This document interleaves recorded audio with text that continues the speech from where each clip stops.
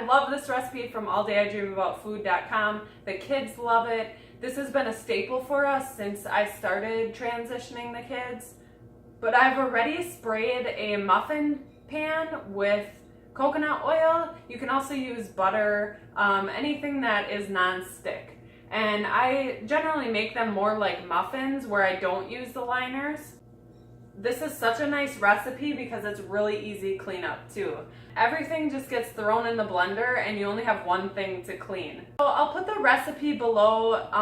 There's really no subs that I make for this recipe because it is literally just that good. If anything, I add the Lily's chocolate chips on top or afterward. I don't mix them all into the batter, so I'm not using as many.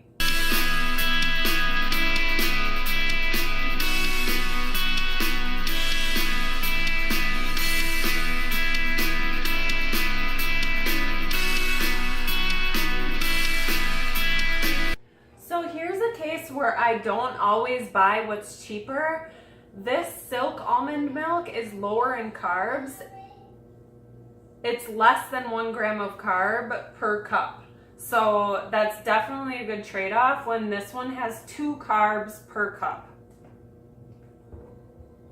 This one I got at Aldi, and this one is probably $1 or $2 more, but it's definitely worth it.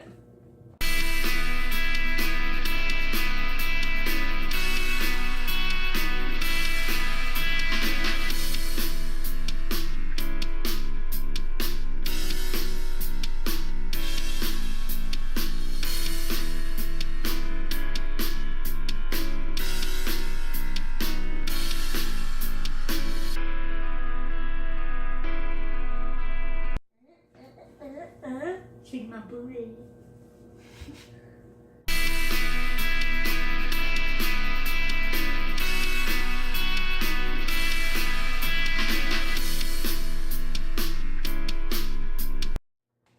Now, the recipe for All Day I Dream About Food calls for Swerve. Swerve is pretty expensive by me, and so this is something that I can find at my local Walmart that's like $7 a bag, and I only have to use half the amount. This is erythritol and stevia, which are both sweeteners that are low on the glycemic index, which means they won't spike your blood sugar.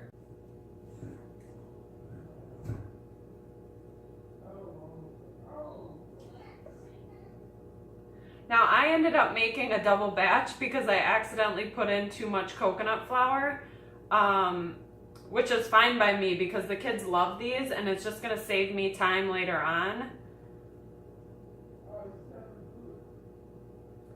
So I'll just bake all of these up and then put them in some sort of storage bags in the freezer.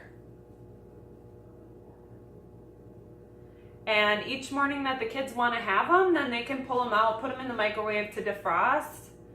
Or if I know that they're going to have them in advance, then I just pull them out and put them on the counter to thaw out.